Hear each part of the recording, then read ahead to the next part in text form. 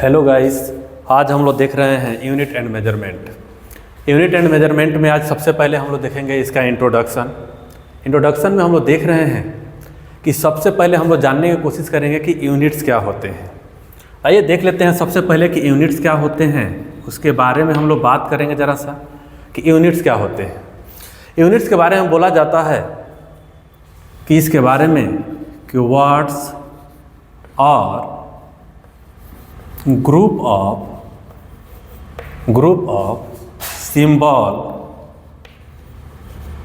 Symbols हम लोग देखेंगे इसमें कि क्या होता है कि वर्ड्स और group of symbol which represent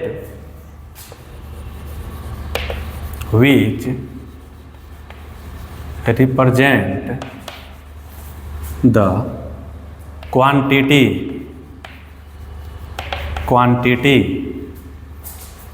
represent the quantity uniquely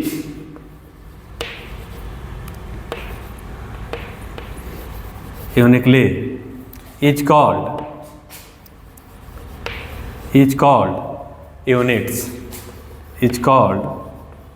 units। यानी अगर हम लोग देखें यूनिट क्या होता है, चाहे वह एक वर्ड हो या ग्रुप ऑफ सिंबल होता है, क्या होता है वह एक वर्ड होता है या ग्रुप ऑफ सिंबल होता है जो रिप्रेजेंट कर देता है। वह रिप्रेजेंट किसको कर देता है? वह रिप्रेजेंट करता है क्वांटिटी को जब रिप्रेजेंट करता है तो उसको हम लोग बोल देते हैं यूनिट। क्या बोल देते हैं उसको? यूनिट। आइए अब हम लोग देखते हैं, जैसे एग्जाम्पल के रूप में अगर हम बात करें तो हर चीज़ का यूनिट होता है। जैसे अगर हम बात करें कि मास हैज यूनिट, मास होता है तो मास हैज यूनिट, तो मास का यूनिट हम लोग क्या यूज कर लेते हैं? केजी होता है, ग्राम होता है, मिलीग्राम हो जाता है। इस तरह से और भी बहुत सारा इसका यूनिट्स हो जाते हैं। उसी तरह से अगर हम बात करें कि लेंथ हैज यूनिट,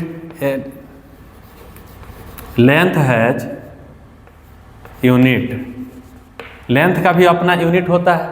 अब लेंथ का यूनिट क्या हो सकता है? मीटर हो सकता है, किलोमीटर हो सकता है, सेंटीमीटर हो सकता है, एमएम हो सकता है, फीट हो सकता है। कुछ लोग हाथ से ही मेजर कर देते हैं तो 4 हाथ है, ये सब लेंथ का यूनिट होता है। कुछ लोग कदम से मेजर कर देते हैं, ये सब के सब क्या होता है? सब लेंथ का यूनिट होता है। तो इस तरह से अगर हम लोग देखें, ये रहा हमारा यूनिट। लेकिन जैसे हमने बोला यूनिट, तो इसमें हमने एक वर्ड यूज किया है यूनिट के साथ साथ, ये क्वांटिटी, ये हमने यूज किया है क्वांटिटी। तो सब इसके बाद अब हमको देखना पड़ेगा कि आखिर क्वांटिटी होता क्या है। तो क्वांटिटी के बारे में अब हम लोग देखना शुरू कर रहे हैं और देख रहे हैं ये क्वांटिटी क्या होता है। आइए तो छोटा सा पॉइंट देकर के लिख लेते हैं क्वांटिटी के बारे में। क्वांटिटी, तो क्वांटिटी के बारे में बोला जाता है एनीथिंग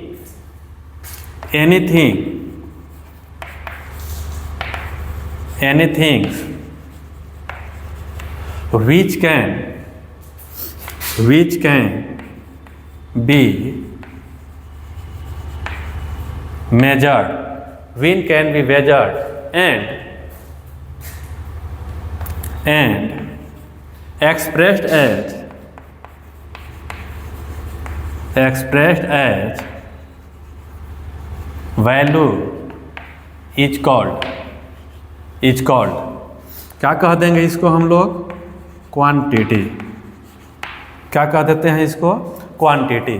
तो इस तरह से अगर हम लोग देखें तो सबसे पहले अभी हम लोगों ने देखा कि यूनिट्स क्या होते हैं। तो यूनिट्स को बोला जाता है कि वर्ड्स और group of symbol which represent the quantity uniquely is called units. अब देखें, हर जितने भी थिंग्स होते हैं सबको मेजर करते हैं हम लोग। मेजर करने के लिए सबको एक यूनिट की ज़रूरत पड़ती है। जैसे मास हो गया तो मास को भी मेजर करने के लिए यूनिट की ज़रूरत पड़ती है। लेंथ हो गया, इसको भी मेजर करने के लिए हम लोग को क्या होता है? यूनिट की ज़रूरत पड़ती है। टेम्परेचर हो गया, टेम्परेचर को भी हम लोग को मेजर करने के लिए ज़रूरत पड़ती है। इलेक्ट्रिसिटी हो गया, उसको भी मेजर करने के लिए यूनिट की ज़रूरत पड़ती है। अब हम लोग इसके बाद अगर देखें तो इसके बाद हम लोग को देखना पड़ता है कि फिजिकल क्वांटिटी। इसके बाद हम बात करेंगे कि फिजिकल क्वांटिटी। बस फिजिकल क्वांटिटी पर आ रहे हैं, उसके बाद से जो चीज़ आप लोग पढ़ने के लिए आए हैं उसी टॉपिक को लेकर के हम आ रहे हैं यहाँ पर। आइए हम लोग देख लेते हैं इसके बाद कि physical quantity.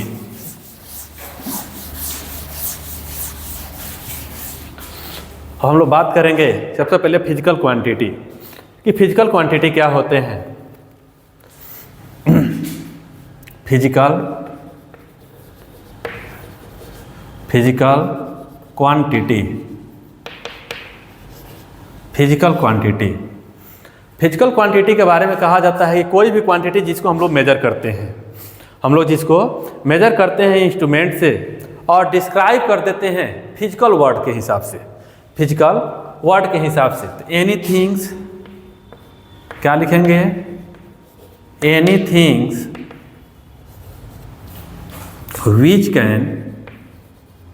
which can be measured and which can be measured and instrument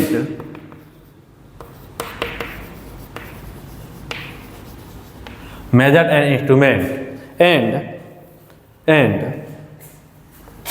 and described as physical word, physical word. अब हम लोग देखिए फिजिकल क्वांटिटी जो होता है, ये फिजिकल क्वांटिटी कहते हैं कि एनीथिंग विच कैन बी कह रहे measured an instrument and describe as a physical word is called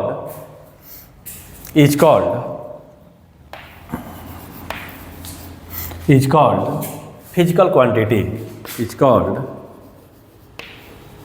physical quantity, is called physical quantity।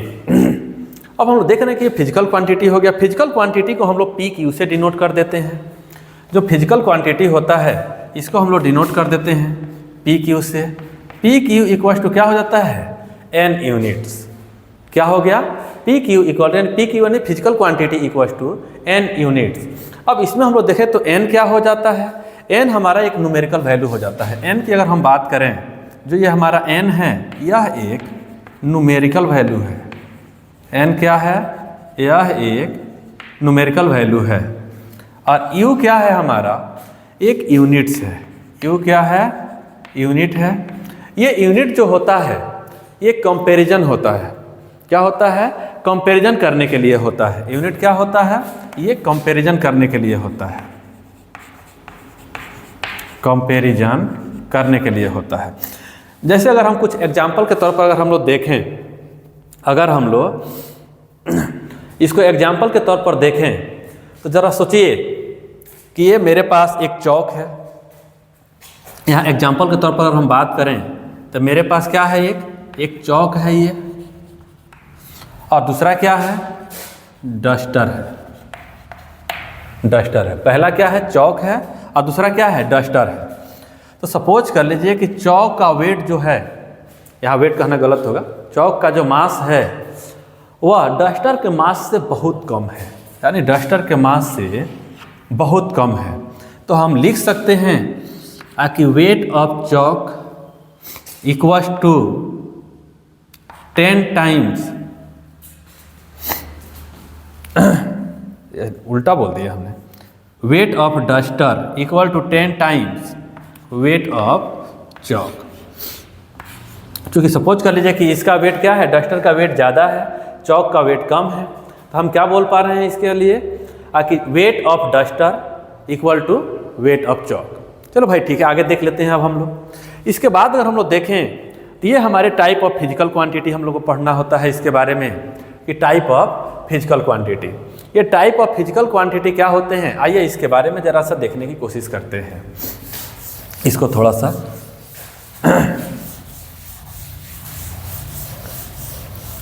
Type of physical quantity, अब हम लोग लिखेंगे यहाँ पर, देखेंगे कि types of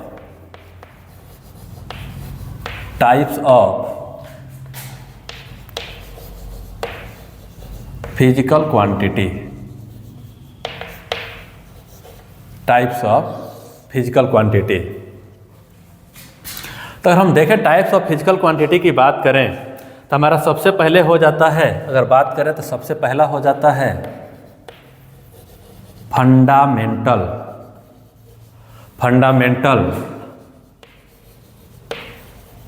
physical quantity.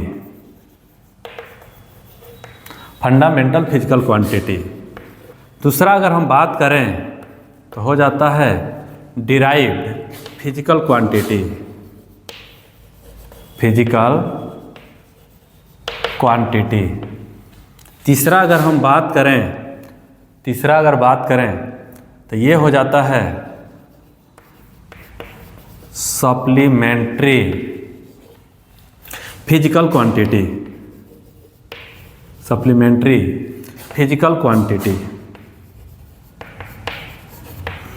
Supplementary physical quantity.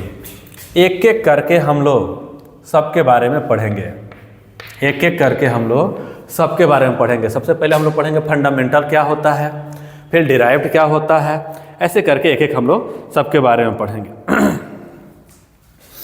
तो ये तो सबसे पहले हम लोग देखते हैं। अब इसको इरेज कर रहे हैं, एक एक करके उठा रहे हैं, देख रहे हैं कि इसको हम लोग कैसे क्या करना है।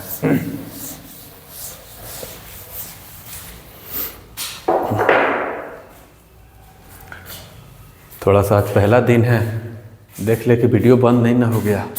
ये क्या? नहीं चल रहा है, बहुत बढ़िया। आइए देखते हैं। तो सबसे पहले हम लोग देख रहे हैं, सबसे पहला उठा लेते हैं कि fundamental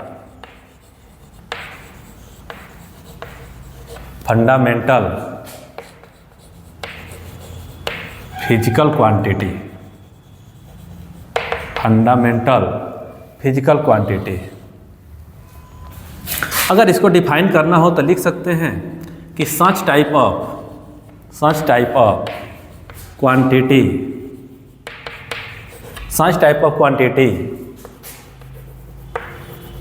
which do not depend on the other quantity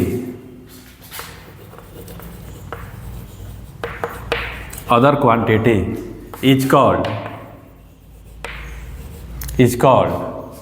fundamental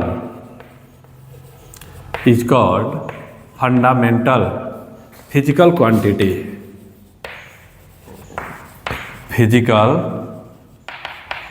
quantity.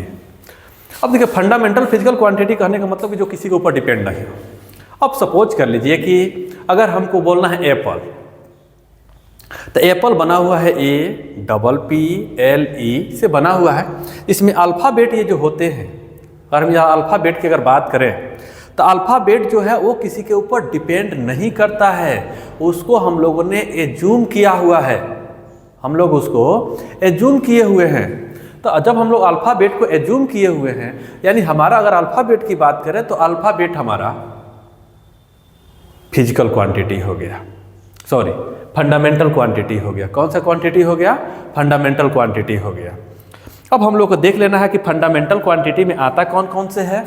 तो सोच रहे हैं कि यहाँ पर चार्ट बना देते हैं। यहाँ पर देख लेते हैं कि फिजिकल क्वांटिटी, इधर लिख लेते हैं फिजिकल क्वांटिटी। उसके बाद से उसका यूनिट लिख लेते हैं।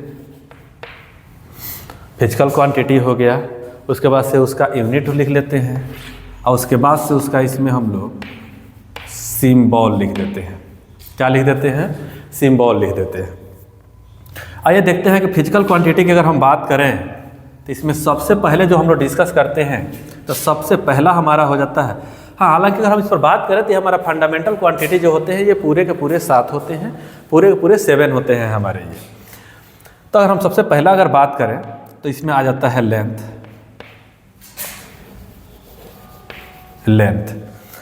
का यूनिट क्या होता है अगर हम बात करें तो ये हो जाता है मीटर। सिंबल क्या हो जाता है उसका? m। दूसरा अगर हम बात करें लेंथ के बाद से तो हो जाता है मास, और मास का यूनिट क्या हो जाता है? तो kg, किलोग्राम। क्या हो जाता है? किलोग्राम। इसका सिंबल क्या हो जाता है? तो केजी। तीसरा अगर हम बात करें टाइम, तीसरा क्या हो जाएगा? टाइम। टाइम को अगर हम देखें तो टाइम का यूनिट हमारा क्या हो जाएगा? तो सेकेंड। क्या हो जाएगा? सेकेंड। सिंबल क्या हो जाता है? एस। चौथा अगर हम बात करें तो टेम्परेचर। क्या हो जाता है? टेम्परेचर। ये हो जाता है टेम्परेचर। और टेम्परेचर का अगर हम यूनिट की बात करें तो वह हो जाता है केल्विन। केल्विन। केल्विन का सिंबल क्या हो जाता है? के। फिर पांचवा अगर हम बात करें तो पांचवा हो जाता है इलेक्ट्रिक करंट। क्या हो जाता है? Electric current. और इलेक्ट्रिक करंट का क्या हो जाता है अगर हम बात करें तो एम्पियर। क्या हो जाता है? एम्पियर। एम्पियर को हम लोग इसको ए से डिनोट करते हैं। किससे डिनोट करते हैं? ए से डिनोट करते हैं। छठा अगर हम बात करें ल्यूमिनस इंटेंसिटी। Luminous intensity. ये जो ल्यूमिनस इंटेंसिटी होता है इसका यूज अभी हम लोगों को भी नहीं मिलता है, बहुत कम मिलता है। देख लीजिएगा ल्यूमिनस इंटेंसिटी, इसको हम लोग बोलते हैं कैंडेला। कैंडेला। सिंबल इसका हो जाता है CD। उसके बाद से सातवां जो होता है तो सबस्टांस हो जाता है। इसके बाद अमाउंट ऑफ सबस्टांस, इसको लिख लेते हैं amount of substance. Amount of substance को हम लोग लिखते हैं मोल। मोल। और सिंबल जब इसका लिखते हैं हम लोग तो इसमें हम लोग लिख देते हैं MOL। ये हमारा होता है फंडामेंटल यूनिट। ये फंडामेंटल यूनिट हमारे 7 होते हैं। पहला लेंथ होता है, लेंथ होता है, मास होता है, टाइम होता है, टेम्परेचर होता है, इलेक्ट्रिक करंट होता है, ल्यूमिनस इंटेंसिटी होता है। ल्यूमिनस इंटेंसिटी ये जो लाइट जल रहा है इस लाइट का इसका पावर बताता है कि मतलब कि लाइट कितना ज़्यादा लाइट है या कम लाइट है, ठीक है ना, ल्यूमिनस इंटेंसिटी। और अमाउंट ऑफ सबस्टांस ये आप लोग ऑलरेडी 9th क्लास में केमिस्ट्री में पढ़े हुए हैं जिसको हम लोग मोल से करते हैं और यहाँ भी करते हैं। हालांकि हो सकता है कि आप लोग क्लास 11th में भी पढ़ लिए होंगे इसको। तो ये चीज़ हम लोग देख लेते हैं। ये हमारा हो जाता है फंडामेंटल यूनिट। तो ये रहा हमारा फंडामेंटल यूनिट के बारे में। 7 फंडामेंटल यूनिट होते हैं। एक लेंथ हो जाता है, मास हो जाता है, टाइम हो जाता है, टेम्परेचर हो जाता है, इलेक्ट्रिक करंट हो जाता है, ल्यूमिनस इंटेंसिटी हो जाता है, अमाउंट ऑफ सबस्टांस हो जाता है। सबका यहाँ पर यूनिट है, सबका यहाँ पर सिंबल है। चलिए आगे अब हम लोग ध्यान देते हैं थोड़ा सा। ये हमारा 7 के 7 फंडामेंटल यूनिट है। दुनिया में इसके बाद ही कोई भी यूनिट अगर बनेगा इसी 7 का यूज करके हम लोग अदर यूनिट हम लोग बनाते हैं। मेन फंडामेंटल यूनिट यही है, इसी का यूज करके हम लोग आगे दूसरा यूनिट हम लोग बनाएंगे। अब आ जाता है हम लोग का डिराइव्ड यूनिट। कौन सा यूनिट? Derived unit. चलिए हम लोग देख लेते हैं डिराइव्ड यूनिट। ये डिराइव्ड यूनिट क्या होते हैं इसके बारे में हम लोग को देखना है। तो लिख लेते हैं कि सच टाइप। और डिराइव्ड यूनिट यही होता है जिसको फंडामेंटल यूनिट को यूज करके हम लोग बनाते हैं, उसको डिराइव्ड यूनिट कह देते हैं। तो such type of unit which is made by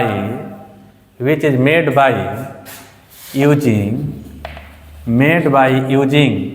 fundamental unit, made by using fundamental unit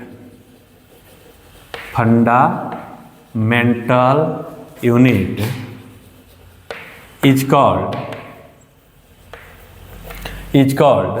derived unit, is called derived unit। इसको हम लोग बोल देते हैं कि ये डिराइव्ड यूनिट है, जिसको हम लोग क्या करते हैं, डिराइव्ड यूनिट क्या करते हैं, फंडामेंटल यूनिट को यूज करके और हम लोग इसको बना लेते हैं। जैसे अगर एग्जांपल के तौर पर अगर हम लोग बात करें तो एग्जांपल में हम लोग देख सकते हैं यहाँ पर कि एरिया हो गया, तो एरिया का यूनिट क्या होता है बाबू? Metre square. यानी मीटर स्क्वायर जो बना हुआ है, कहीं ना कहीं इसमें हम देखेंगे कि लेंथ और लेंथ, दो बार लेंथ का मल्टीप्लाई किया गया है, तो यहाँ पर एक क्या होता है मीटर, और इसका भी क्या हो जाएगा यहाँ पर मीटर। तो मीटर और मीटर जब मल्टीप्लाई होता है तो क्या बन जाता है? मीटर का स्क्वायर। क्या बन जाता है?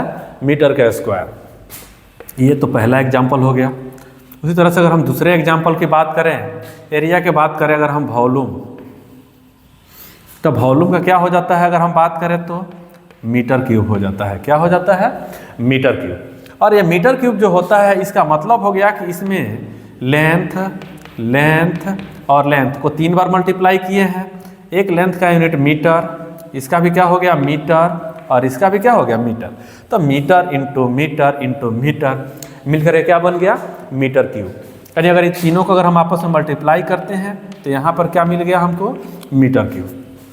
ये हो गया मीटर क्यूब। इसके बाद अगर हम बात करें तो इसके बाद ये थर्ड एग्जाम्पल अगर हम देखें तो हमारा हो जाता है वॉल्यूम हो गया। स्पीड का बात कर लेते हैं।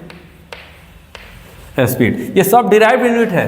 देखिए मीटर 3 बार आया है, तो मीटर लेंथ का यूनिट होता है जो हम लोग फंडामेंटल यूनिट से उठाए हुए हैं। उसी तरह से अगर हम यहाँ बात करें स्पीड, तो स्पीड का फॉर्मूला हम लोग पढ़े हैं। क्या हो जाता है? Distance upon time. डिस्टेंस हमारा क्या है? एक तरह का लेंथ है, लेंथ है, और टाइम तो हमारा टाइम ही है। तो लेंथ का अगर यूनिट की अगर हम बात करें तो ये जो लेंथ है इसका यूनिट मीटर होता है, और टाइम का क्या हो जाता है? सेकेंड। इसलिए इसको हम लोग पढ़ते हैं मीटर पर सेकेंड। क्या पढ़ते हैं? मीटर पर सेकेंड। उसी तरह से अगर हम आगे देखें हो जाता है हमारा स्पीड के बाद से वेलोसिटी। वेलोसिटी, वेलोसिटी क्या हो जाता है? डिस्प्लेसमेंट ट्रेवल अपॉन में क्या हो जाता है? टाइम। तो डिस्प्लेसमेंट भी हमारा एक तरह का क्या है? लेंथ है, अपॉन में टाइम तो हमारा टाइम ही है। इसका और फंडामेंटल यूनिट की हम बात करें, फंडामेंटल यूनिट ही हमारा एसआई यूनिट होता है। फंडामेंटल यूनिट को ही हम लोग एसआई यूनिट के नाम से जानते हैं। अब हम देख रहे हैं लेंथ, तो लेंथ का भी यहाँ पर भी हो जाएगा मीटर, टाइम का क्या हो जाएगा? सेकेंड। इसी को हम लोग, इसको भी हम लोग क्या बोल देते हैं? मीटर पर सेकेंड। यानी ये जो मीटर पर सेकेंड बोल देते हैं, ये भी जो यूनिट है हमारा एक डिराइव्ड यूनिट है जो वेलोसिटी से हम लोग वेलोसिटी के लिए निकाले हुए हैं। उसके बाद से अगर हम लोग बात करें एक्सीलरेशन, किसकी बात करेंगे हम लोग? एक्सीलरेशन। एक्सीलरेशन,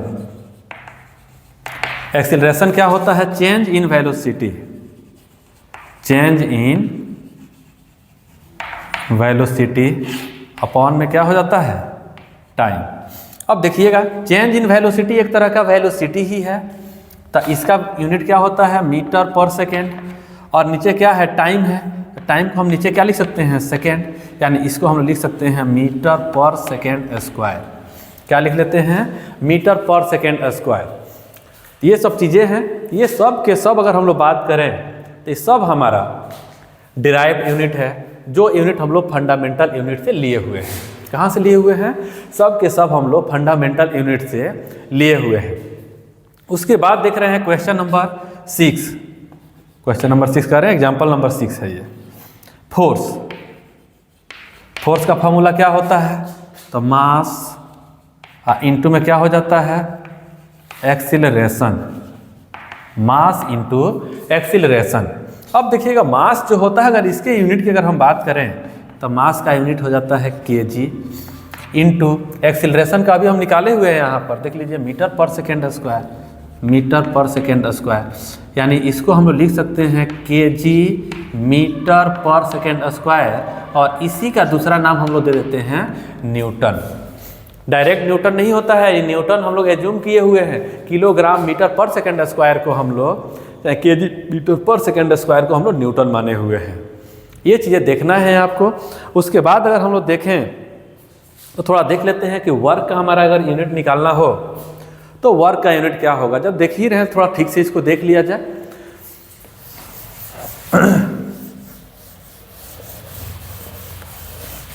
अब अगर हम लोग बात करें तो देख रहे हैं वर्क के बारे में। वर्क क्या होता है? तो फोर्स होता है, इनटू में क्या हो जाता है? डिस्प्लेसमेंट हो जाता है। फोर्स का यूनिट अभी हम लोग निकाले हुए हैं, तो फोर्स का यूनिट हम लोग क्या निकाले हुए हैं? किलोग्राम मीटर पर सेकेंड स्क्वायर। डिस्प्लेसमेंट का यूनिट क्या हो जाएगा? एक तरह का लेंथ है तो हो जाएगा मीटर, तो इसको हम लिख सकते हैं केजी मीटर स्क्वायर पर सेकेंड स्क्वायर। और इसी का दूसरा नाम हम लोग दे देते हैं जूल, जिसको हम लोग जे से डिनोट कर देते हैं, इसके बाद अगर हम लोग देखें तो एक हो जाता है पावर। तो पावर इक्वल टू क्या हो जाता है? वर्क अपॉन में हो जाता है टाइम, वर्क अपॉन टाइम।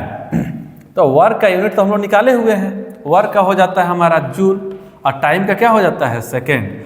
इसी जूल पर सेकेंड का दूसरा नाम हम लोग दे देते हैं वाट। क्या नाम दे देते हैं? वाट।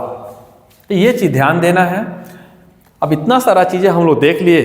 अब इसके बाद अगर हम लोग सोच रहे हैं कि फंडामेंटल यूनिट हम लोगों ने देख लिया, डिराइव्ड यूनिट हम लोग देख लिया, इसके बाद से सप्लीमेंट्री हमारा देखना है कि सप्लीमेंट्री यूनिट क्या होता है, उसके बारे में हम लोगों को देखना है। उसको सप्लीमेंट्री यूनिट कहें या सप्लीमेंट्री एंगल कहें हम लोग। आइए देख लेते हैं अब इसके बारे में। बोर्ड अच्छे से साफ नहीं हो रहा है,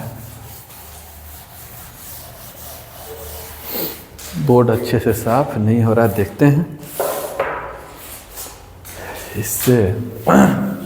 तो सप्लीमेंट्री एंगल जो हमारा होता है वो भी दो तरह का हो जाता है।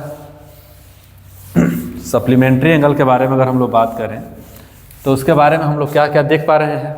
सबसे पहले हम लोग देखते हैं प्लेन एंगल और दूसरा देखते हैं सॉलिड एंगल। एक हो जाएगा प्लेन एंगल, दूसरा हो जाएगा आपका सॉलिड एंगल। आइए तो अब तीसरा हम लोग पढ़ना है सप्लीमेंट्री एंगल।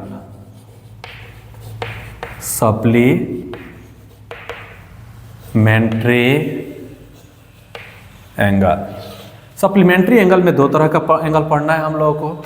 एक प्लेन एंगल कहते हैं, पहला हो जाता है प्लेन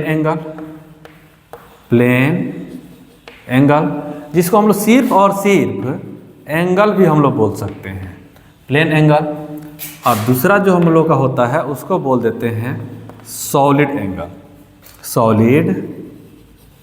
एंगल। देखिए प्लेन एंगल होता है, दूसरा हो जाता है सॉलिड एंगल। आइए हम लोग देखने की कोशिश करते हैं, एक एक करके इसके बारे में जानेंगे। सबसे पहले प्लेन एंगल। ये प्लेन एंगल क्या होता है इसके बारे में देखना है कि ये प्लेन एंगल क्या होता है। इसको हम लोग ऐसे सिर्फ और सिर्फ हम लोग एंगल भी बोल सकते हैं।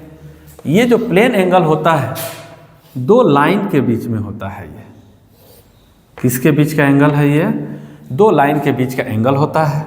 इस एंगल को अगर हम लोग देखें तो मान लेते हैं थीटा। सपोज कर लो कि यह एक आर्क है, जूनियर क्लास में हम लोग पढ़े हुए हैं, इसको हम लोग बोल देते हैं आर्क। इसको क्या बोल देंगे? रेडियस को क्या हो जाता है? आर। तो फॉर्मूला हम लोग पढ़े हुए हैं कि theta equals to arc by radius. Theta equal to arc by radius. हम लोग देख रहे थे कि theta equal to arc by radius. अगर हम बात करें कि इसका यूनिट क्या होता है, इसके यूनिट की बात करें तो इसका यूनिट रेडियन में होता है। इसका यूनिट रेडियन होता है। शॉर्ट फॉर्म में इसको हम लोग रेडियन ऐसे लिख लेते हैं। अब हम लोग एक आगे चल कर के रिलेशन भी मिलेगा, या मैथ्स में आप लोग जब ट्रिग्नोमेट्री पढ़ना शुरू करेंगे तो उसमें एक रिलेशन मिलेगा आपको कि 180 degree equals to pi radian.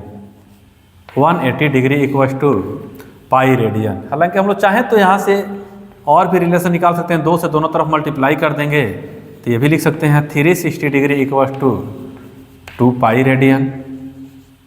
ये भी रिलेशन मिल सकता है। या इसमें दोनों तरफ 2 से डिवाइड कर देंगे तो एक और मिल सकता है कि 90 degree equals to π/2 radian, π/2 radian. ये रिलेशन हम लोग को मिलेगा, इसको देखना है आगे चल करके। अभी थोड़ा सा इंट्रोडक्शन के लिए आपको बता दिया गया इसको। अगर हम लोग आगे ध्यान दें, अभी थोड़ी देर में पढ़ने वाले हैं, टॉपिक का नाम ही है यूनिट एंड मेजरमेंट।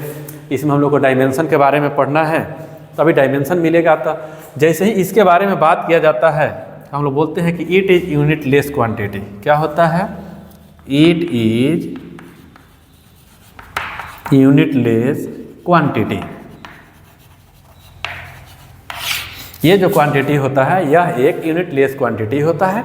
इसके बारे में हम लोग ये चीज़ें देख पा रहे हैं। It is a unit less quantity. चलो भाई कोई बात नहीं। तो सप्लीमेंट्री एंगल जो है हम लोगों ने देख लिया।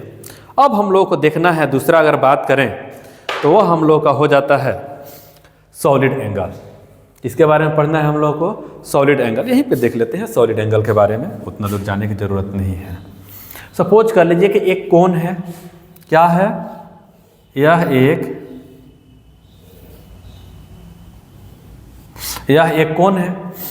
यहाँ पर जो है एंगल जो बना रहा है, कोन होगा तो ये 3D डायग्राम में होगा, ये इस तरह सी शेप में कोन होगा।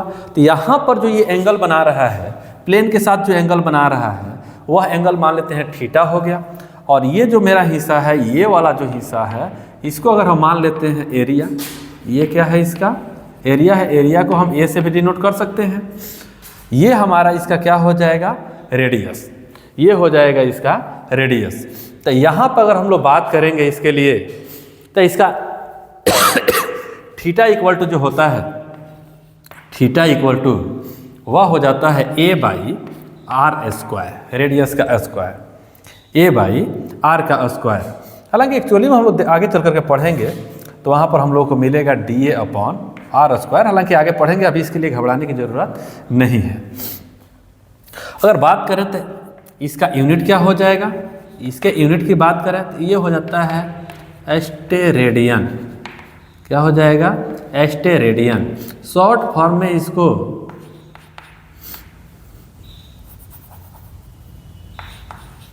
स्टेरेडियन भी हम लोग लिख सकते हैं। क्या लिख सकते हैं? स्टेरेडियन भी हम लोग लिख सकते हैं। इसको भी अगर हम लोग बात करें, ये भी जो होता है हमारा, ये डायमेंशन लेस होता है। ये भी हमारा डायमेंशन लेस होता है। ये भी हमारा डायमेंशन लेस क्वांटिटी होता है। इसके बारे में हम लोग देखेंगे कि डायमेंशन लेस क्वांटिटी है ये भी। हालांकि डायमेंशन पढ़ने में हम लोग जा ही रहे हैं, तो हम लोग देखेंगे। यानी अभी तक हम लोगों ने देख क्या लिया? तो सबसे पहले हम लोगों ने देखा ये फिजिकल क्वांटिटी क्या होते हैं, क्वांटिटी क्या होते हैं। उसके बाद हम लोगों ने देखा यूनिट्स क्या हो जाते हैं, उसके बारे में हम लोग देखा। उसके बाद हम टाइप ऑफ फिजिकल क्वांटिटी देखा। फिजिकल क्वांटिटी के 3 टाइप्स हम लोगों ने देखा। फिजिकल क्वांटिटी के 3 टाइप्स हम लोगों ने देखा। पहला टाइप्स कौन सा था? फंडामेंटल फिजिकल क्वांटिटी था। दूसरा क्या था? डिराइव्ड फिजिकल क्वांटिटी था। तीसरा क्या था? हमारा सप्लीमेंट्री एंगल था। सप्लीमेंट्री एंगल का टाइप्स हमने देखा कि 2 टाइप्स हो जाते हैं। वहाँ डिराइव्ड यूनिट्स हम लोग बहुत सारे निकाल करके देखा। अब इसके बाद से जो मेन अब हम लोग का है, जहाँ से क्वेश्चन आते हैं, आईएससी में तो आपका क्वेश्चन आएगा ही आएगा। क्लास 11th के लिए तो क्वेश्चन आएगा ही आएगा। इस तरह से नीट, जेई, हर जगह से, हर डायमेंशन से यहाँ से क्वेश्चन पूछा जाएगा। थोड़ा देखने की कोशिश करते हैं कि अब क्या होता है। तो आइए इसको ज़रा सा इरेज किया जाए। इसको ज़रा सा इरेज किया जाए।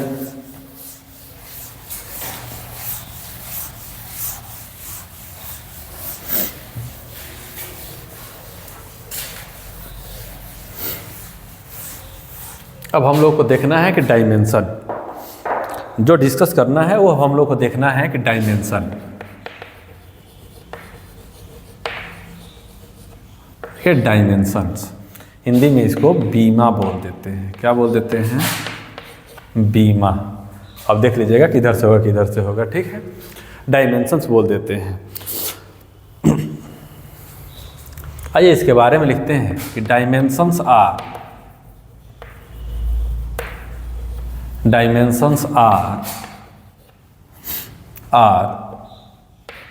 पावर्स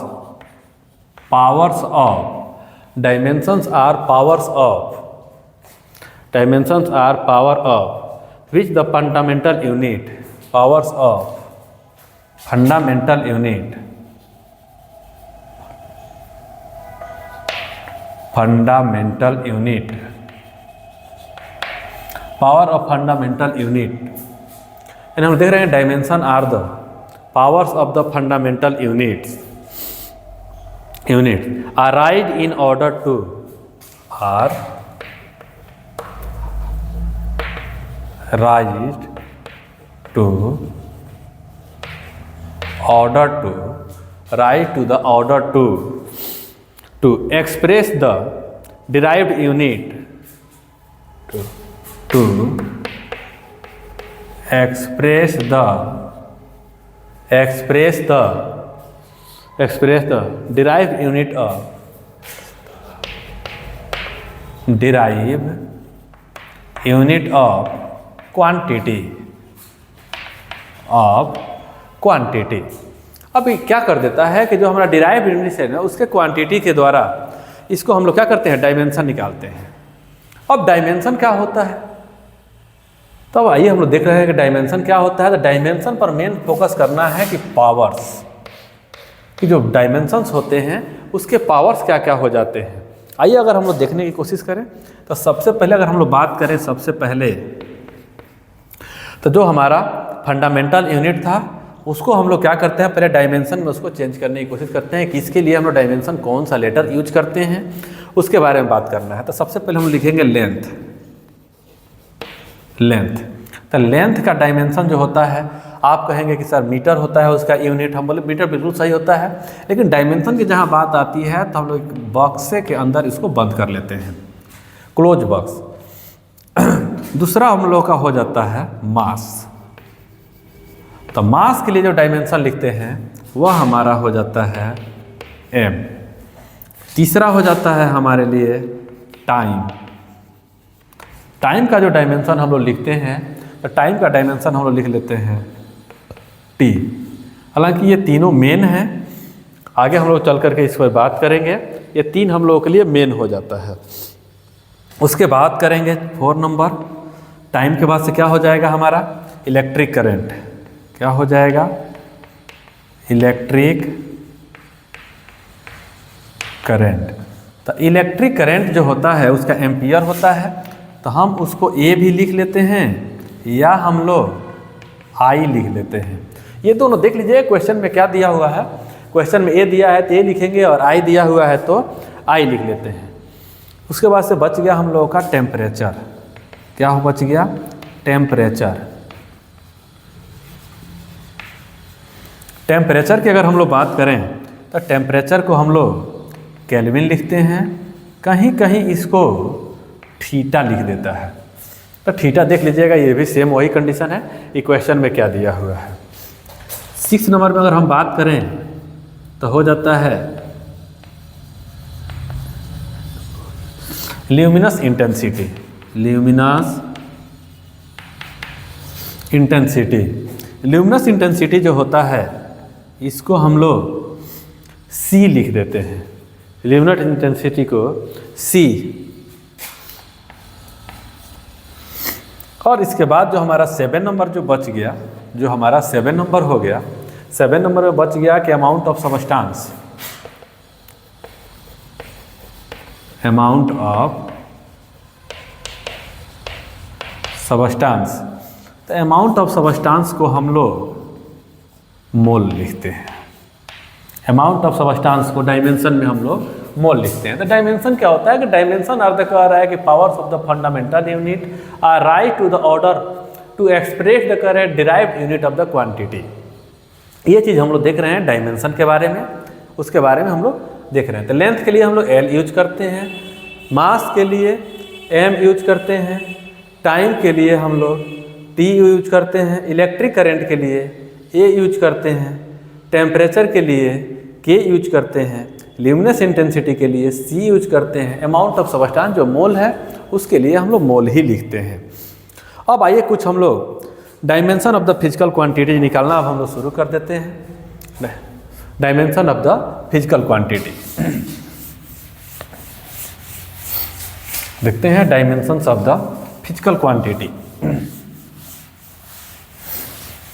अब देखिए जो डायमेंशन ये हम लोग निकालने का काम करते हैं, ये जो डायमेंशन हम लोग निकालने का काम करते हैं, यही आपका मेन टॉपिक हो रहा है। यहाँ से अच्छा क्वेश्चन आता है। देखिए जो क्वेश्चन आता है हम लोग कोशिश करेंगे, हालांकि इसमें से बहुत सारा ऐसा क्वेश्चन है, कहिएगा कि सर हम तो फॉर्मूला ही नहीं सुने हैं। आगे पढ़िएगा तो आपको मिलेगा, आगे जब मिलेगा तो वहाँ पर उसका डायमेंशन निकालना ही है। लेकिन कुछ अभी हम यहाँ बता रहे हैं, जितना बता रहे हैं उतना भी आप लोग करिए। सबसे पहले हम देख रहे हैं, यहाँ लिख देते हैं डायमेंशंस ऑफ फिजिकल क्वांटिटी। इसको क्वांटिटीज कर दीजिए, ज़्यादा अच्छा रहेगा। Dimensions of physical quantities. आइए हम लोग देखने की कोशिश करते हैं कि सबसे पहले हम लोग निकालेंगे एरिया। सबसे पहला अगर हम लोग निकालने की कोशिश कर रहे हैं कि एरिया, तो इसको हम लोग दो तरीक़ा से निकाल सकते हैं। फार्मूला मालूम है तब भी निकाल सकते हैं, उसका यूनिट मालूम है तब भी हम लोग उसका डायमेंशन निकाल सकते हैं। तो सबसे पहले आइए हम लोग देख लेते हैं कि एरिया दिया है। एरिया का यूनिट क्या होता है? Metre square. यानी जब डायमेंशन इसका निकालने जाएंगे तो बोले थे कि ब्रैकेट में इसको बंद करेंगे। मीटर के लिए हम लोग क्या लिखेंगे? एल का स्क्वायर। ये इसका डायमेंशन हो गया। ये जो है एल स्क्वायर एरिया का डायमेंशन हो गया। हालांकि जब भी इसके बारे में हम लोग बात करेंगे, देखिएगा इसको एम एल टी ये तीन इसके अंदर रखना कंपलसरी हो जाता है। अब रखेंगे कैसे? अब इसी को लिखना होगा तो इसमें एम तो है ही नहीं तो पावर 0 कर दीजिए, एल है तो पावर 2 कर दीजिए, टी नहीं है तो पावर 0, जो नहीं है उसको इसमें 0 करके रख सकते हैं। एम एल टी ये स्टैंडर्ड फॉर्म हम लोग का होता है, ये स्टैंडर्ड फॉर्म होता है। इसके बाद अगर हम बात करें सेकेंड नंबर हो जाता है हमारा वॉल्यूम की अगर हम बात करें तो इसका यूनिट हो जाता है मीटर क्यूब की अगर हम बात करें तो इसका डायमेंशन कितना हो जाएगा? L cube. ब्रैकेट में बंद करते हैं। हालांकि ये सही है, गलत नहीं है, लेकिन स्टैंडर्ड फॉर्म जब हम लोग लिखते हैं तो लिखना पड़ता है M0 L क्यूब T0। ये इसका डायमेंशन हो जाता है। तीसरा अगर बात करें तो डेंसिटी, तीसरा हो जाता है डेंसिटी। क्वेश्चन वगैरह रख लिए हैं ताकि कोई क्वेश्चन छूटे नहीं। डेंसिटी इक्वल्स टू क्या होता है? फॉर्मूला पढ़े हैं हम लोग कि मास बाई वॉल्यूम। चल भाई आगे अगर हम लोग बात करें तो मास के लिए हम लोग क्या यूज कर लेते हैं? एम यूज करते हैं। वॉल्यूम के लिए क्या यूज करते हैं? यूनिट देखिए यहाँ पर मीटर क्यूब यूज करते हैं। यानी अगर हम लोग बात करें यूनिट हम मीटर क्यूब यूज करते हैं, यहाँ एल क्यू डायरेक्ट यूज कर लीजिए। कितना हो जाएगा? M1 L -3 T क्या हो जाएगा? 0। अब देखिए इसमें पूछा जाएगा कि dimension of length in the density, तो डायमेंशन ऑफ टाइम तो आपको बोलना पड़ेगा 0। Dimension of length of density -3। Dimension of mass in the density बोलना पड़ेगा आपको 1। उसी तरह से अगर हम इसमें बात करें कि dimension of length in volume तो बोलिएगा 3। Dimension of mass in volume तो बोलिएगा 0। Dimension of time in volume बोलिएगा 0। इस तरह से हम लोग देख पा रहे हैं। उसके बाद अगर हम लोग आगे बढ़ें तो 4 नंबर पर हम लोग देख पा रहे हैं कि वॉल्यूम के लिए, वॉल्यूम कह रहे हैं वेलोसिटी के लिए। तो वेलोसिटी का फॉर्मूला क्या हो जाता है अगर हम लोग देखें तो? Displacement upon time. Displacement upon time. तो डिस्प्लेसमेंट को हम लोग जो लिखते हैं वह एक तरह का लेंथ है, टाइम तो टाइम ही होता है। अब डिस्प्लेसमेंट के लिए लेंथ के लिए क्या लिखेंगे हम लोग? एल। डायमेंशन यूज करते हैं। टाइम के लिए क्या यूज करते हैं? टी। तो हमारा यहाँ पर मिल क्या जाएगा? एल पर 1 टी पर -1। एम नहीं है तो एम का 0 लगा करके इसको ब्लॉक कर लेंगे। अब हमारा यहाँ से निकल गया इसका। अब देखिए 5 नंबर जो है इसमें हम बात करेंगे स्पीड का। एक चीज़ देखिए कि वेलोसिटी का भी ऐसा यूनिट जो होता है मीटर पर सेकेंड होता है, स्पीड जो होता है इसका भी ऐसा यूनिट जो होता है वो भी मीटर पर सेकेंड हो जाता है। तो इस तरह से अगर हम लोग देखें तो ये कितना हो जाएगा, तो डिस्टेंस अपॉन टाइम, यानी अगर ऐसा यूनिट अगर सेम है तो उसका डायमेंशन भी सेम हो जाएगा। हम चाहें तो डायरेक्ट इसको लिख सकते हैं, लेकिन आइए देख लेते हैं।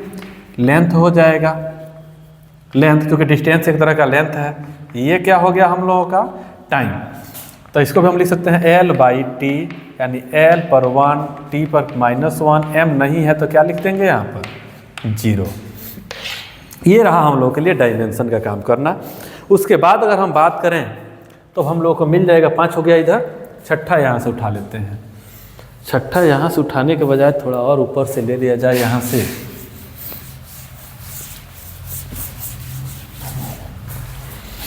यहाँ से देख लेते हैं। Question number 6, question number 6, acceleration.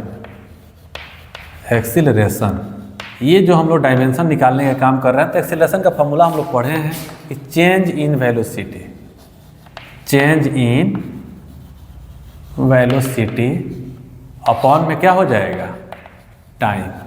देखिएगा ज़रा, चेंज इन वेलोसिटी एक तरह का वेलोसिटी है, और वेलोसिटी का हम लोग यूनिट पढ़े हुए थे कि metre by second, into time का भी क्या हो जाता है सेकेंड। तो मीटर हमारा एक तरह का लेंथ है, इसके लिए L यूज करेंगे, सेकेंड इंटू सेकेंड यहाँ पर क्या हो जाएगा T², यानी हम लोग इसको लिख सकते हैं m के पावर 0, L के पावर 1, T इधर है ऊपर जाएगा तो कितना हो जाएगा -2। तो ये डायमेंशन हम लोग देख सकते हैं। एक्सीलरेशन आ गया, यानी हम लोग कितना 6 निकाल लिए। उसके बाद अगर हम लोग देखें, देखिएगा यहाँ पर जो एक्सीलरेशन था इसका ऐसा यूनिट हमारा मीटर पर सेकेंड स्क्वायर होता है। उसी तरह से अगर हम बात करें 7, एक्सीलरेशन ड्यू टू ग्रेविटी, यानी जी का वैल्यू अगर बात करें तो इसका भी यूनिट मीटर पर सेकेंड स्क्वायर होता है। यानी हम डायरेक्ट जो इसका यूनिट हुआ वही डायमेंशन, जो इसका डायमेंशन हुआ वही डायमेंशन इसका भी लिख सकते हैं। m0 L1 T-2, T-2, उसको देखिए ध्यान से आप। उसके बाद अगर हम लोग देखें तो फोर्स के लिए निकालेंगे डायमेंशन, VVI है, VVI फोर्स। फोर्स के लिए फॉर्मूला क्या होता है, mass into acceleration, mass into acceleration. अब देखिएगा मास का तो हम लोग को यहाँ पर डायमेंशन पता है कि मास का डायमेंशन के लिए हम लोग क्या लिखते हैं, m लिखते हैं। एक्सीलरेशन के लिए हम लोग क्या लिखते हैं, तो हम लोग लिख लेते हैं L, पूरा लिख लेते हैं m0 L1 T-2, ये लिख लेते हैं हम लोग। दोनों को एक्वायर करेंगे तो कितना हो जाएगा, यहाँ 0 है यहाँ 1 है, तो ये हमारा हो जाएगा m L T-2, यानी m का 1 L का 1 T का कितना हो जाएगा -2। m L, चाहे ऐसे भी लिख सकते हैं इसको, जरूरी नहीं है कि हम लिखें m L T-2, कुछ भी पावर नहीं है तो हम लोग 1 मान के ही चलते हैं, तो कोई दिक्कत नहीं है। फोर्स का तो हो गया। मोमेंटम की बात करेंगे, किसकी बात करेंगे, momentum. 9 number, momentum. Momentum, momentum equal to क्या होता है, तो मास इनटू वेलोसिटी। सब पढ़े हुए हैं पहले का आप लोग। मास का क्या हो जाता है, अगर हम डायमेंशन निकालने की कोशिश करें तो मास के लिए m यूज करेंगे, वेलोसिटी के लिए L T-1 यूज कर लेते हैं। तो कितना हो जाएगा अगर हम बात करें तो m L T-1, m L T-1, ये मोमेंटम का हमारा डायमेंशन हो गया, m L T-1। अब उसके बाद बात करेंगे हम लोग वर्क, इसको इरेज कर दें।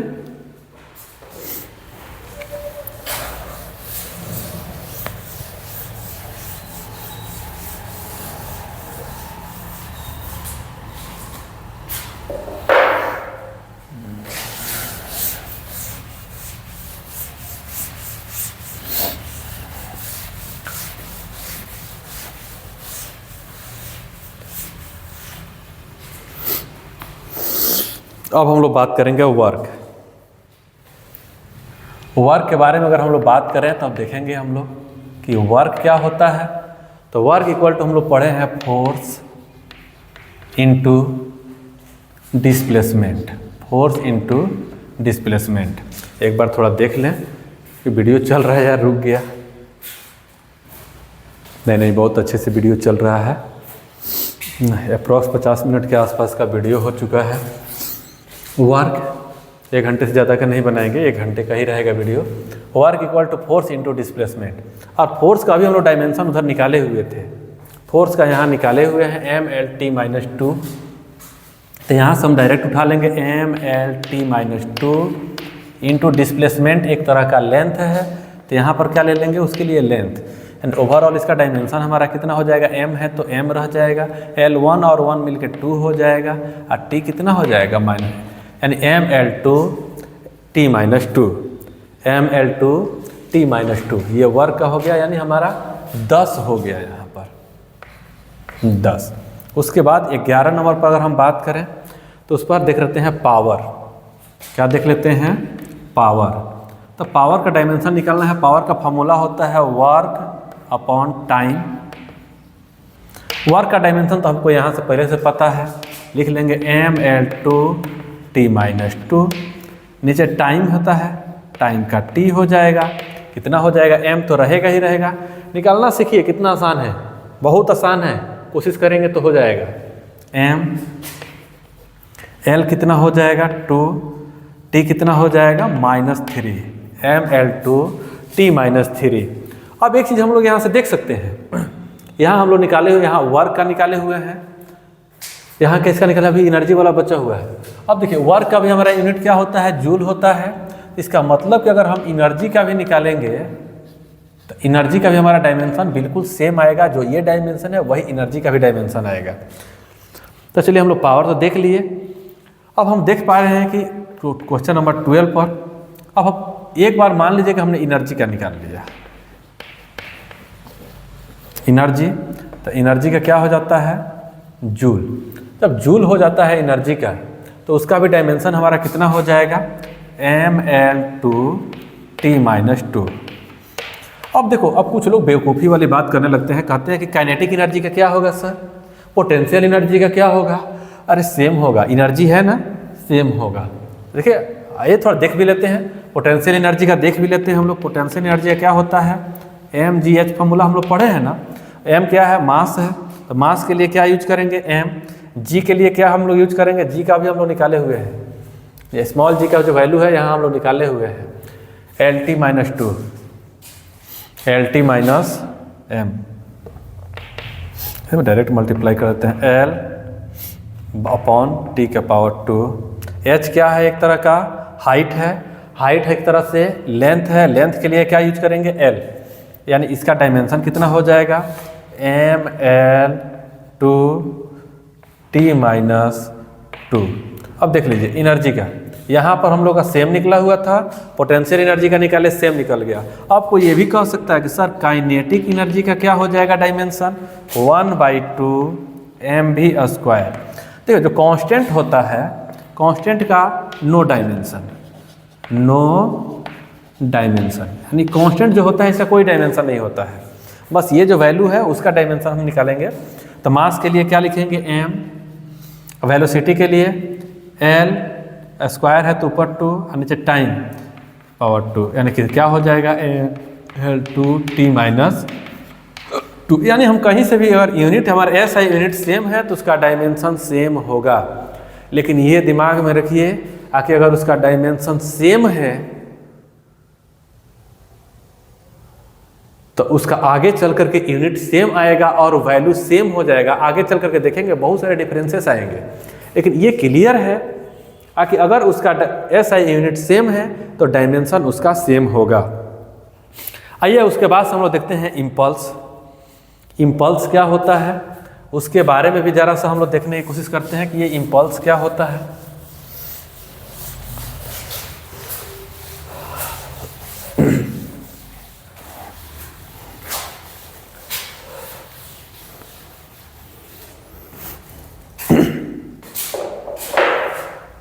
इसको भी हटा ही देते हैं, 12 हो चुका है। ये इम्पल्स क्या होता है,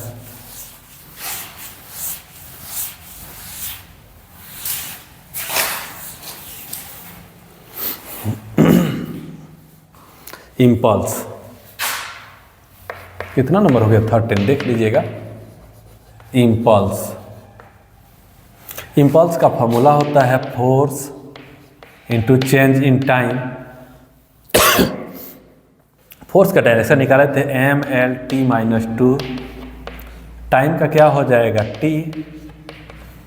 तो यहाँ पर हम लोग देखें तो कितना हो जाएगा इसका mL/t-1, mL/t-1। उसके बाद से हम लोग बात करेंगे एंगुलर वेलोसिटी। किसके बात करेंगे, एंगुलर वेलोसिटी।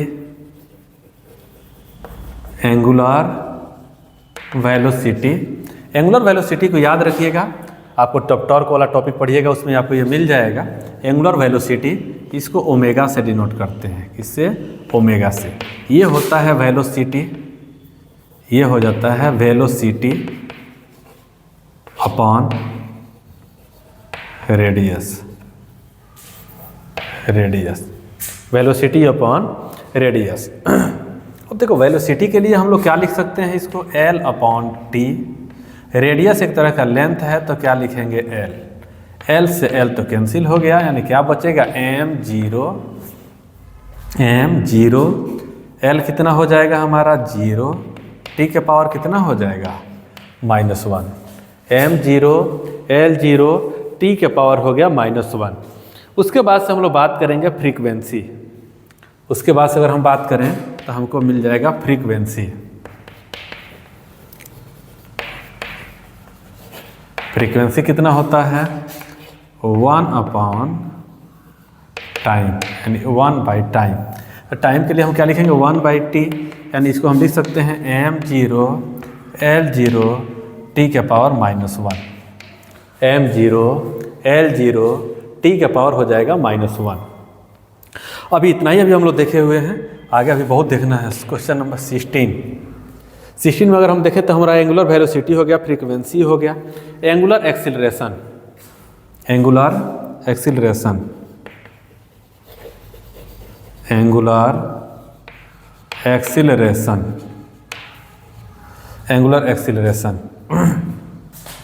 ये एंगुलर एक्सीलरेशन को हम लोग अल्फा से डिनोट करते हैं। एंगुलर एक्सीलरेशन को हम लोग अल्फा से डिनोट करते हैं। चल भाई, एंगुलर एक्सीलरेशन अल्फा, ये क्या होता है कि change in velocity, change in angular velocity. देखिए एंगुलर वेलोसिटी को ओमेगा लेते हैं upon change upon time.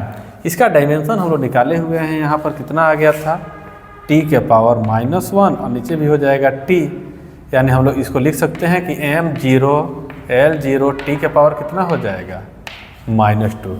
m0 L0 t के पावर -2। ये चीज़ें हो गई। इसके बाद आइए थोड़ा सा क्वेश्चन कर ही लिया जाए, जब पढ़ ही रहे हैं हम लोग, थोड़ा सा इसको बेहतरीन कर लिया जाए।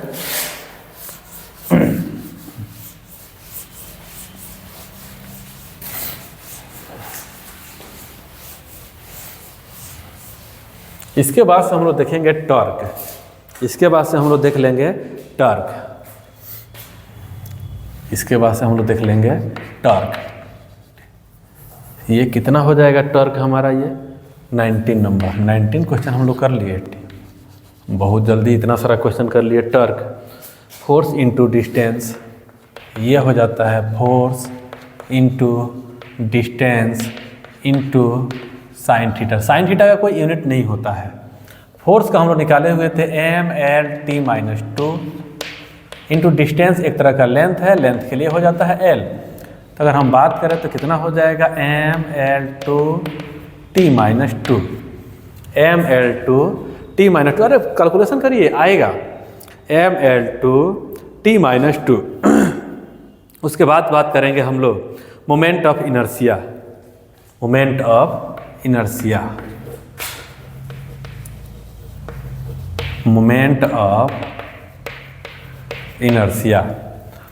इनर्शिया को हम लोग I से डिनोट करते हैं। फार्मूला होता है mr²। m मास है, मास के लिए m लिख, r क्या है l है, l के पावर 2 हो जाएगा। टाइम नहीं है तो टाइम को 0 लिखेंगे, mL/t0 हो जाएगा, mL/t0 हो जाएगा मोमेंट ऑफ इनर्शिया। उसके बाद से देखने हैं एंगुलर मोमेंटम।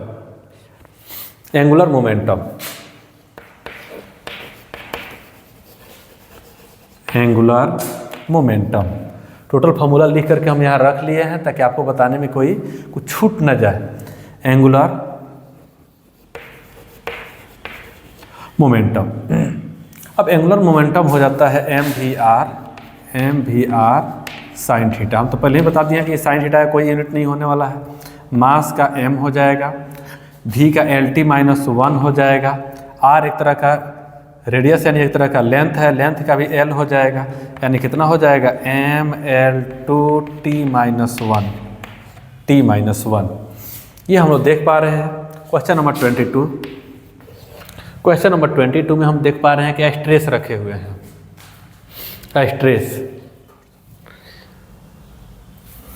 स्ट्रेस नहीं कहता लोग, स्ट्रेस आ रहा है STRESS। हालांकि चलेगा तो इलेक्ट्रिसिटी में आपको पढ़ना है इसको। इलेक्ट्रिसिटी वाला जब टॉपिक हम लोग पढ़ेंगे तो उसमें स्ट्रेस स्ट्रेन डायग्राम भी वहाँ पर पढ़ेंगे हम लोग। स्ट्रेस क्या हो जाता है, ये फोर्स अपॉन एरिया। फोर्स का तो हम लोग पढ़े हुए हैं MLT-2, एरिया का हो जाएगा L⁻²। इसको सिंप्लीफाई करेंगे हो जाएगा ML-1 T⁻²। ये हमारा हो जाता है स्ट्रेस का। अभी आप कहेंगे कि सर ये सब फार्मूला तो सुने नहीं है। सही बात है, अभी आगे आप लोगों ने पढ़ा ही नहीं ना, फर्स्ट टॉपिक है ना। आगे पढ़ेंगे तो सब धीरे धीरे क्लियर हो जाएगा, सब फार्मूला आपको मिलेगा। और जहाँ फार्मूला मिलेगा वहाँ से हम लोग डायमेंशन निकालेंगे उसका। कुछ का डायमेंशन निकलेगा, कुछ ऐसा भी क्वांटिटी आपको मिलेगा आगे चलकर जो डायमेंशन लेस हो जाएगा। तो हम लोग देख पा रहे हैं स्ट्रेस के बारे में हो गया। स्ट्रेन के बारे में देख लेते हैं। उसके बाद से हो गया स्ट्रेन 23 हो जाएगा। हाँ 23 स्ट्रेन क्या होता है, चेंज इन लेंथ अपॉन में ओरिजिनल लेंथ।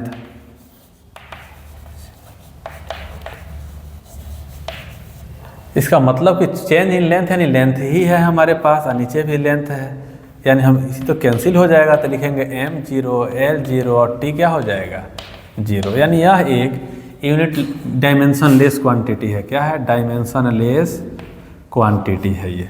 इसको हम लोग बोल सकते हैं कि डायमेंशन लेस क्वांटिटी है। 24 में अगर हम लोग देखें तो यंग मॉडुलस हम लोग को देखना है, Young modulus elasticity 24 Young's modulus elasticity. ये क्या हो जाता है देखें तो स्ट्रेस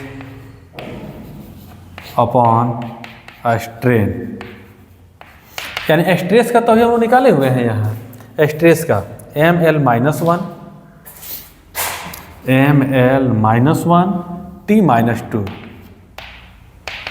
हाँ ये तो नीचे तो हमारा स्ट्रेन डायमेंशन लेस होता है, यानी बस जो हमारा स्ट्रेस का होता है वही यंग मॉडुलस इलास्टिसिटी का भी हो जाएगा। अब देखते हैं इलेक्ट्रिक चार्ज। किसकी बात करेंगे, इलेक्ट्रिक चार्ज। देख लेते हैं कि इलेक्ट्रिक चार्ज जो होता है, हाँ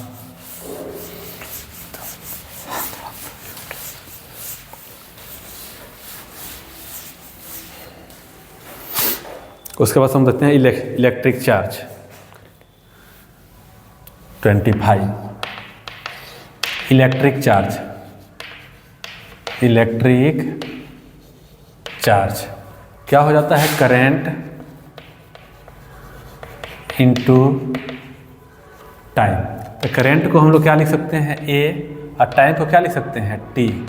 इतना भी ठीक है, लेकिन हम लोग थोड़ा लिखेंगे इसको M0 L0 T A, current into time. उसके बाद से हो गया इलेक्ट्रिक पोटेंशियल। क्लास 12 में हम लोग एंट्री कर गए। इलेक्ट्रिक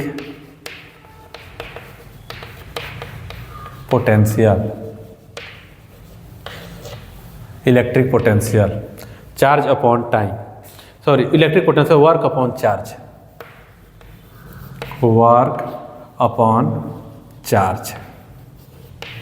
अब वर्क का डायमेंशन तो हम लोग निकाले थे। अब हम लोग देख लेते हैं कि चार्ज का क्या हो जाएगा। तो चार्ज का एम्पियर हो जाएगा mL2T-2, कितना हो जाएगा mL2T-2 A, है ना चार्ज का mL2T-2 A के पावर हो जाएगा -1, नीचे से गया हुआ है mL2T-126। उसके बाद से देखना है हम लोगों को, लास्ट में हम लोग काम करते हैं, देख लेते हैं। ये तो क्लियर है कि इलेक्ट्रिक चार्ज जो होता है करंट इनटू टाइम, यहाँ से हम लोगों ने निकाल लिया। इलेक्ट्रिक पोटेंशियल आ गया, यंग मॉडुलस इलास्टिसिटी हो गया। इसके बाद अब हम लोग देख लेते हैं कि dimension of some constant, dimension of some constant, कुछ कांस्टेंट जो होते हैं उसके डायमेंशन अब हम लोग को देखना है। Dimension of some constant,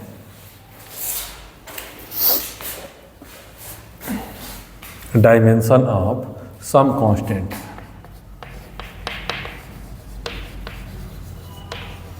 dimensions of some constant, dimension of some constant. ये दिख रहा है कि जो डायमेंशन हम लोग का आ गया, अब इसमें सबसे पहला देख लेते हैं, वह हो जाएगा रिफ्रैक्टिव इंडेक्स। क्या हो जाएगा? Refractive index. रिफ्रैक्टिव इंडेक्स में अगर हम लोग बात करें तो हम लोग देख रहे हैं कि इसका फॉर्मूला होता है C/V। C क्या है? स्पीड ऑफ लाइट हो जाता है, यानी L/T। इसका भी क्या हो जाएगा? L/T, यानी क्या हो जाएगा? m0 L0 T0 हो जाएगा। यानी ये कैसा है? ये डायमेंशन लेस क्वांटिटी है, यानी कुछ कांस्टेंट, रिफ्रैक्टिव इंडेक्स का अगर कांस्टेंट है, इसका डायमेंशन जो हम लोग निकालते हैं यह एक डायमेंशन लेस क्वांटिटी होता है। उसे यूनिवर्सल ग्रेविटेशनल कांस्टेंट। दूसरा देख लेते हैं, ग्रेविटेशनल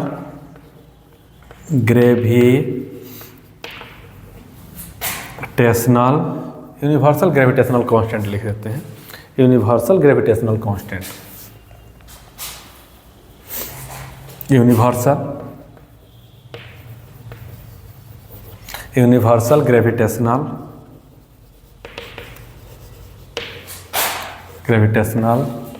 कांस्टेंट। फॉर्मूला क्या होता है? F = G × m1 × m2 upon में कितना हो जाता है? r²। यानी हमको निकालना किसका है? तो G का। तो यानी G के लिए फॉर्मूला क्या आ जाएगा? F × r² अपॉन में m1 × m2, यानी फोर्स का क्या हो जाता है? mL/T-2 निकाले थे अभी हम लोगों ने। r क्या है? एक तरह का लेंथ है, तो लेंथ के लिए कितना हो जाएगा? L/2 अपॉन मास के लिए क्या हो जाएगा हमारा? m। तो ये नीचे कितना हो जाएगा? m/2। आइए इसको थोड़ा सा सिंप्लीफाई करते हैं, देखते हैं कितना आ जाएगा। यहाँ m 1 है, यहाँ 2 है, m का पावर हो जाएगा -1। l है यहाँ 1 और 1 2, 3 हो जाएगा, l के पावर हो जाएगा 3, t के पावर हो जाएगा -2। यानी जितने भी हमारे कांस्टेंट होते हैं, जरूरी नहीं है कि सबका डायमेंशन 0 ही हो जाए, यानी डायमेंशन लेस हो जाए, जरूरी नहीं है। देखिए यहाँ पर उसका डायमेंशन होता भी है। उसके बाद से अगर हम लोग देखें तो प्लैंक कांस्टेंट, इसका हम लोग निकाल रहे हैं। प्लैंक कांस्टेंट का निकालना है, बोल्ट्जमैन का निकालना है। तो अभी हम इस वीडियो को यहीं कंप्लीट करते हैं। नेक्स्ट जो है हम लोग इसके आगे वीडियो लेकर के आएंगे। तब तक के लिए धन्यवाद।